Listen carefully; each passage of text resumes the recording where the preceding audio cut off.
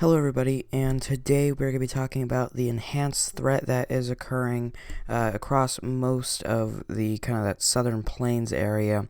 And what's funny about this, in my opinion, is we see this enhanced threat down through here, and we actually see that little kind of a back curve, which suggests, and we'll see this in a few minutes, but it suggests that storms are going to be forming somewhere over here, and then we're going to see storms somewhere over here. The funny thing is, we will see storm convection occurring in here, but we're actually going to see some storm convection occurring way up here that will be traveling this way, and this is going to be traveling this way. When you see those two hitting, that's when we get the rotation.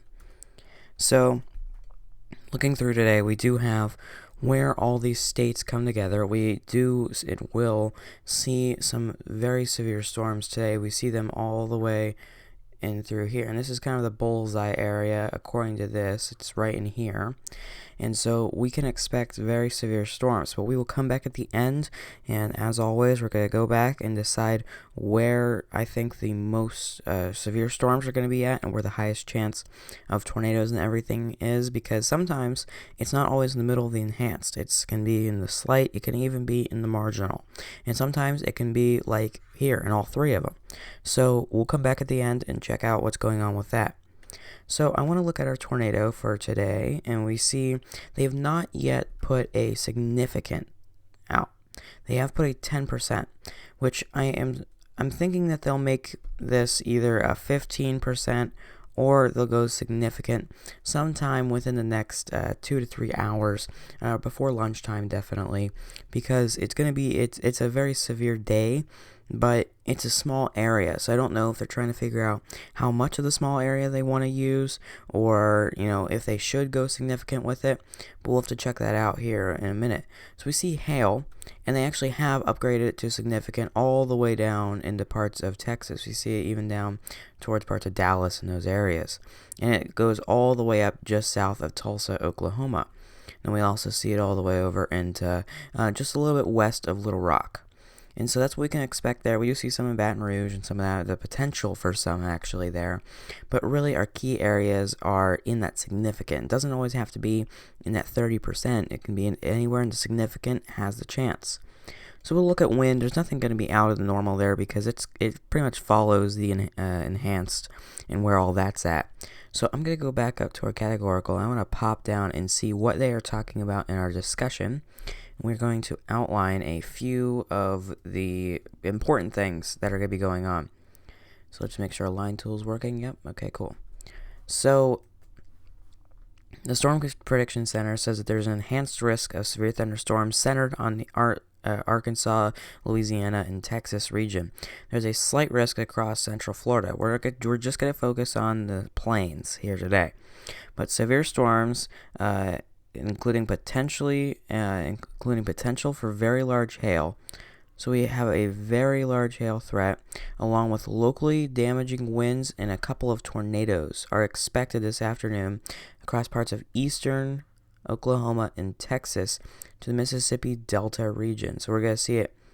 Basically, we're going to see large hail, damaging winds, and a couple of tornadoes, and that's going to be in the Oklahoma, Texas, Mississippi Delta region. And really, that's the key for today. And that's what we're going to be seeing. That's what we're going to be kind of watching throughout the day, is where are all of these forming.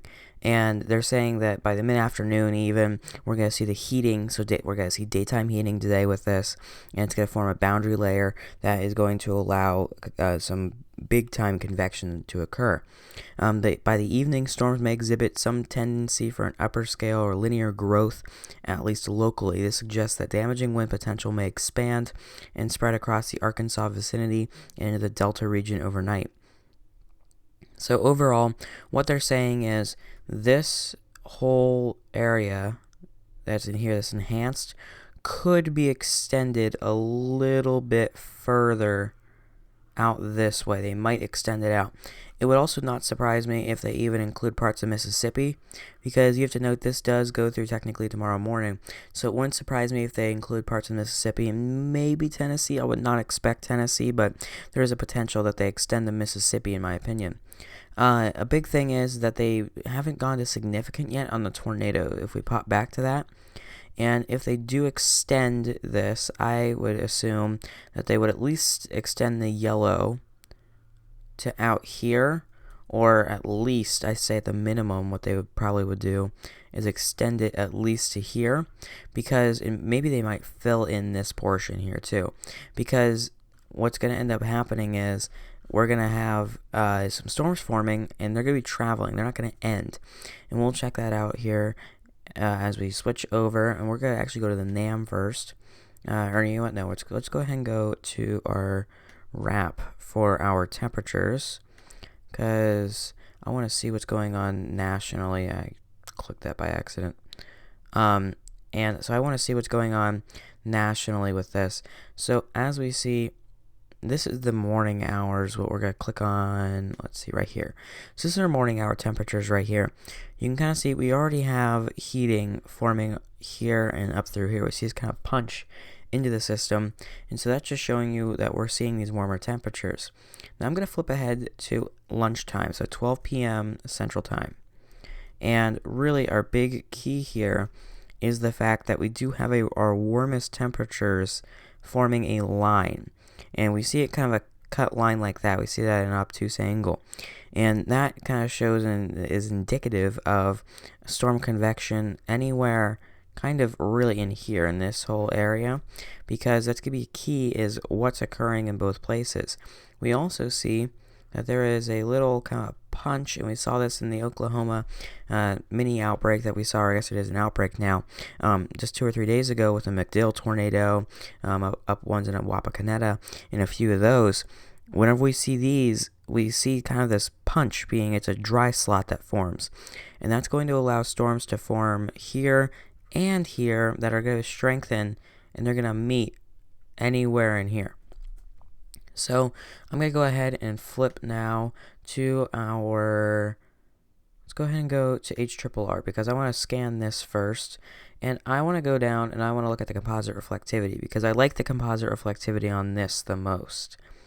So a few notes, this does go on the severe side, so these are probably more severe, but it's good to be safe rather than sorry that you didn't look at it. So this is us at lunchtime. We only have a few rain showers in the Oklahoma area, and I'll redraw this here. Really, our enhanced area, this is a kind of extended version of it, so let me draw a smaller one. Really, our enhanced area is centering somewhere in here. We don't see anything here at noon.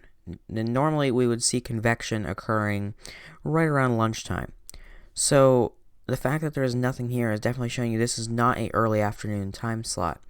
So we go to 1 p.m. and a few notes here. We do see a squall line form up here and potentially one there.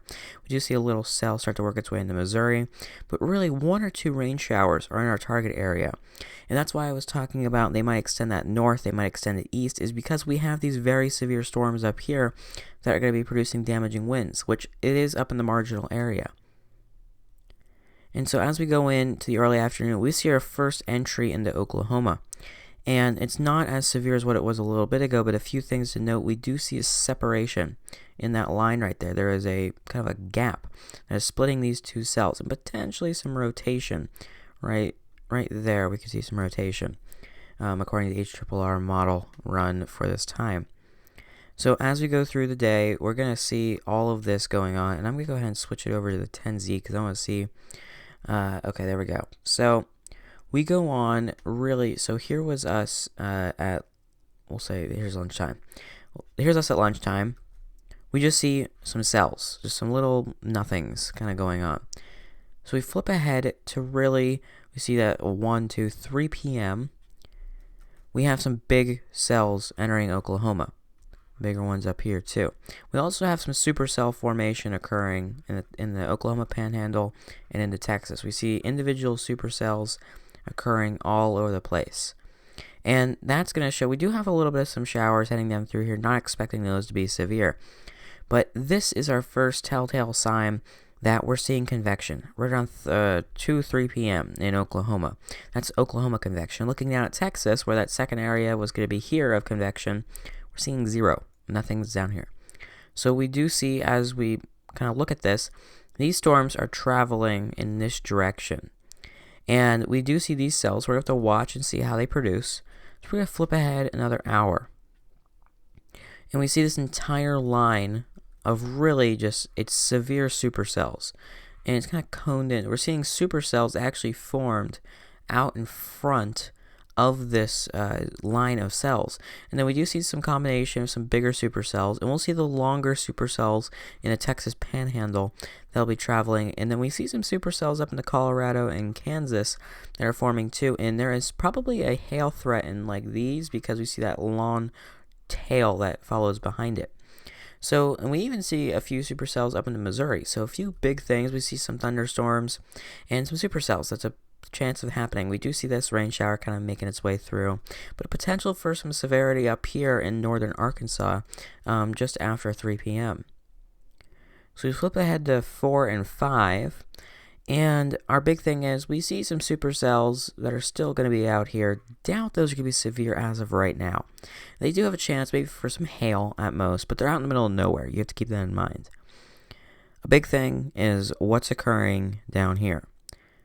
We see, obviously, that this whole line, which it looks like a squall line, but the fact that it's actually heading south is a training line of thunderstorms.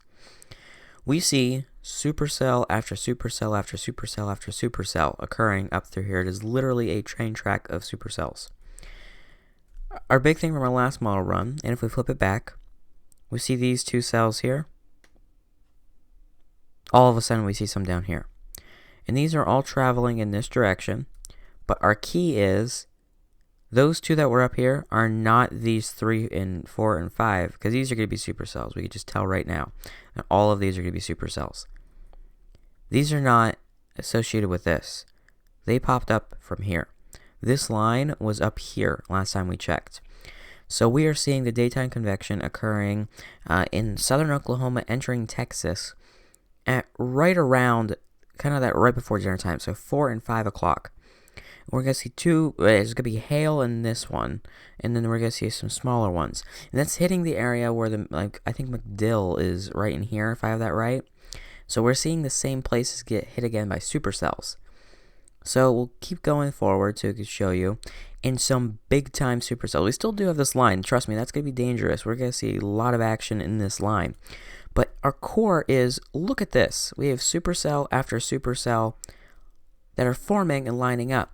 And if we remember back up to what was happening in Oklahoma, we had a supercell here, a supercell here, a supercell here, and they all had like this amount of length to them. What matches that? All of these. So we're seeing lines of supercells forming out of the same energy block. And normally that would be a good situation because we do see like kind of one storm take over, or we see all the storms using up energy and not becoming strong enough. Problem is that this is 7 o'clock. Or no, it's 6 o'clock, my bad. 6 o'clock Central Time. We do see the development of this kind of a squall line, and no doubt if you live anywhere over here, you're not getting these. So you will just see you'll probably see a very long shelf cloud. No doubt we're going to see some amazing photos. People who live right here the entire day, anywhere right along the border of Oklahoma, Arkansas, you're going to get some amazing photos. But looking down in here, supercell after supercell after supercell, and then some big, those ones that produced over here are really our key ones are going to be this group here. And that's why our enhanced threat is centered right over here. And so I'm going to keep going a few hours, and as we see, they all start to group together, and we do see some little bow echoes forming along this line. We could see some forming in individual supercells, and we do still see supercells in Texas, and even some rotation in this one, according to the HRRR. That could be occurring along this. So really, that is going to be at, if I have that right, that is, okay, that's 8 p.m. Then 9 p.m. we see this all kind of cluster together and form. We see supercells, but that's really along, we either see supercells up here or we see them down here. Still a chance that all of these could be severe, and no doubt this could be severe too. That's why they're thinking about extending it into Mississippi, is because this whole system is making it through probably by midnight. And then we see this is 10 p.m. and we see some groups. This is something we're going to want to watch, is the southern part of this, and then the northern part of this, and then maybe the tail of this. So some key areas of the night. And then we see these storms kind of group together and start to die off a little bit. It's kind of the front potential is going to die off, but we still have these back storms that are going to be moving into Mississippi that are getting unlimited energy from out over here. They are just taking all the energy. So that's why they're staying so strong even at 11 p.m. So that does it for the HRRR with showing us our composite reflectivity. And so I want to show you back again to that point where I thought it was amazing that these supercells were being produced along this line here.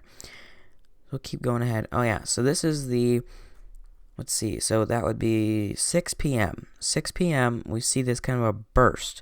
And no doubt this whole storm system, you have to watch it the whole day. You have to keep watching it. 6 p.m. though, let's count them. We have 1, 2, 3. This thing's in the way, but that's 4, 5, 6, 7 supercells, and even 8, 9, and then maybe a 10th.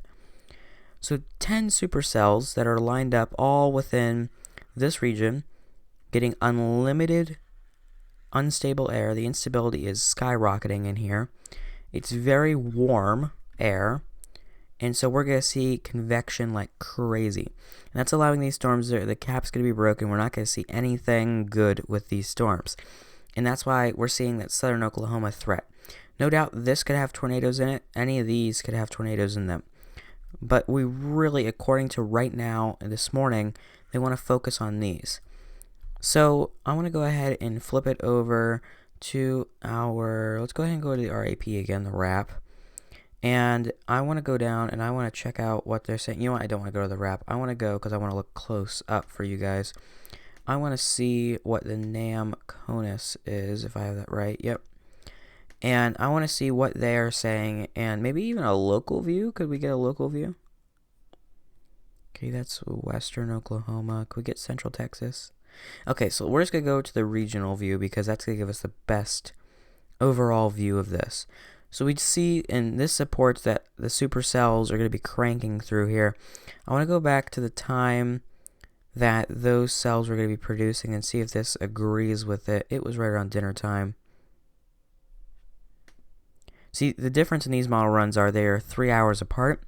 So our supercells were really these all lined up. And we do see this kind of a low developing, maybe, potentially, according to the RAP here.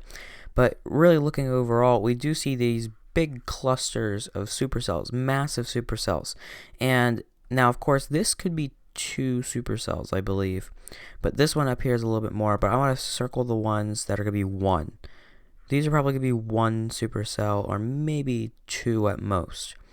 And so that's showing us that there is that definite whole line down through there, but it's going to be a very severe day, definitely looking at this. So I want to go ahead and flip over, and no doubt those are going to be supercells. I want to look at our unstable cape real quick. And as I showed you, this is all unlimited dry air that is allowing this dry line to form. And that is allowing all of these storms to be fueled. And so we're going to look, and this is in the morning time. See, nothing really is going on here other than South Texas. That's where we're seeing the energy build. And you can really see it's tropical moisture that is feeding this system from Mexico and up through the tail of Texas. So then we go on to really, this is our early afternoon. And we do see the wave. This is what's allowing these storms to kind of form up through here.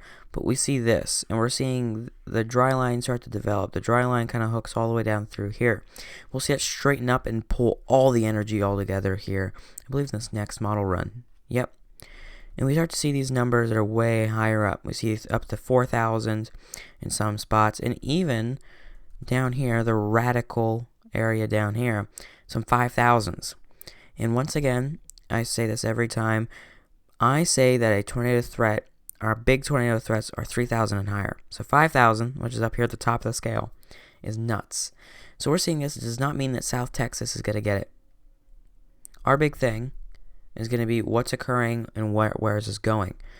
So we flip ahead, and this is to basically, I'm going to say that this is essentially any time between dinner and 9 p.m., there are some little bits out here that could form a supercell, but our keys are, we're seeing, so here is our dry line, and we actually form a second dry line down through here, we see 4,000s and 5,000s in Texas.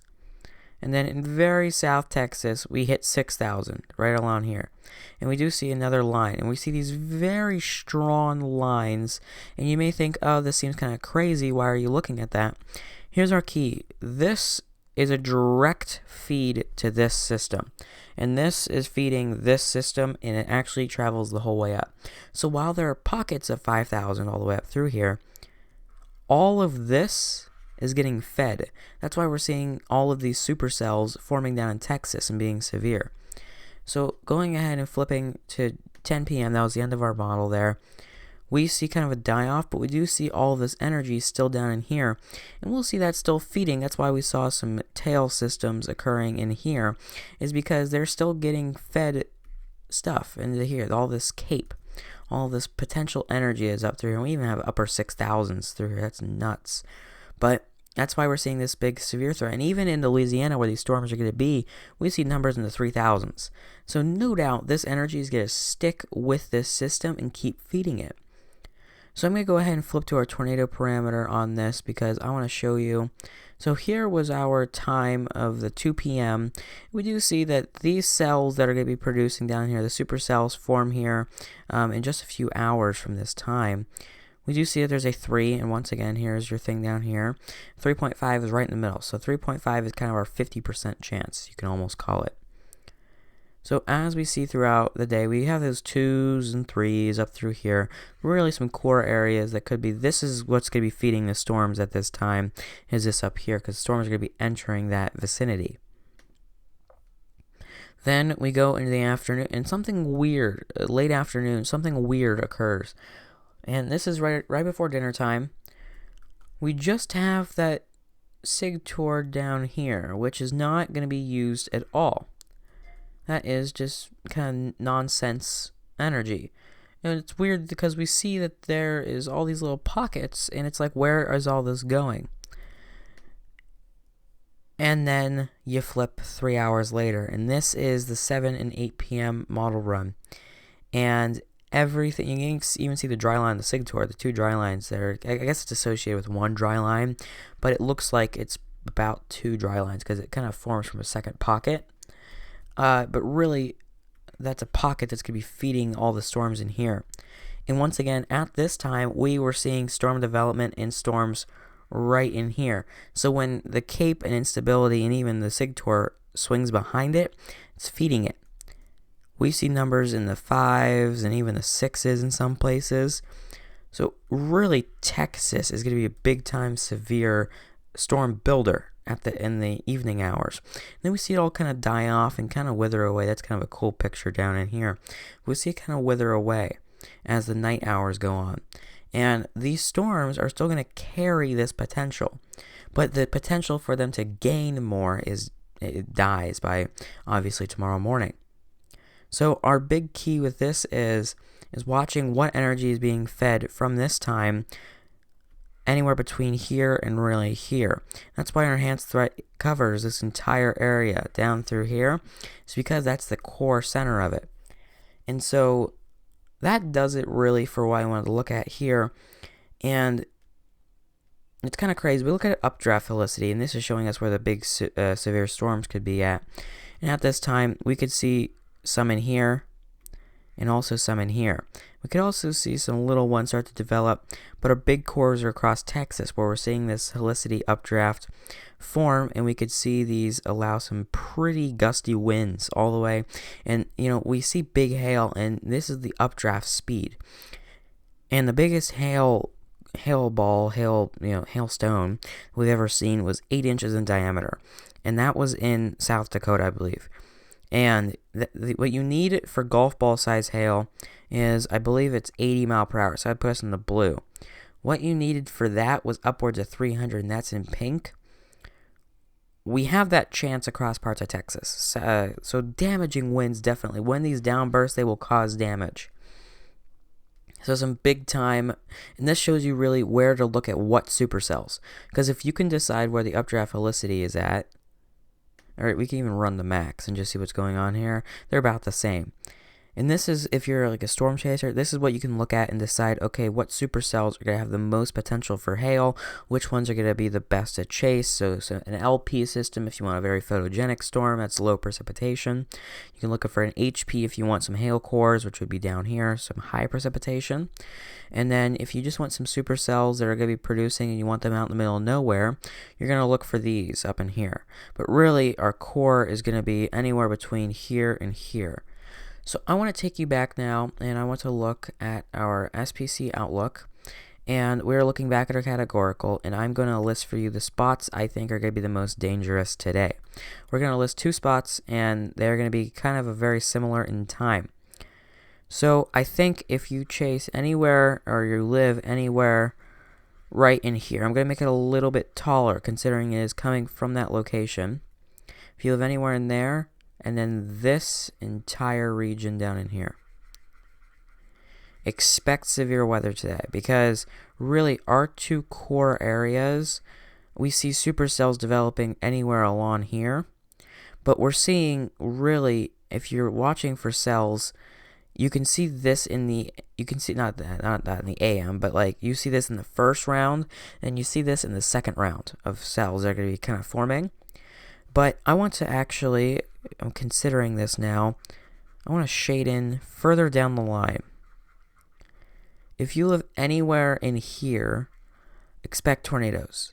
Because I was just reconsidering this, and I was just thinking about it, and really, if you think about it, we have cells forming out through here. We also have cells that were forming all the way down in here. So really, focus on, if you live really anywhere here or down in here, focus on the cells, because those are going to be very dangerous and they could have big time tornadoes with them. And even into southern Oklahoma, you can expect them, because we will have lines that are coming kind of down this way, and we will have tornadoes that can form anywhere down through here. But pay attention if you're in Texas, because we're seeing convection here, and it's all going to be traveling this way and this way. So where this meets right in here is our big time severe threat. That is why we have kind of those 2 bubbles, is because that's where we're going to see convergence, is somewhere within this area. So overall, if I'm going to say where is our most severe weather going to occur, it's going to be in this bubble. And then it's going to travel off to the east. So anything, that's where we're going to see the most at once, and traveling to the east. So that does it for today, and that's all we're looking at. So stay safe, because this is going to be a very active day once again. And I hope you stay safe and watch your local weather stations, because that can save your life. And also have your NOAA weather radio ready, because in your weather app notifications, because you never know if a tornado is going to be in your backyard.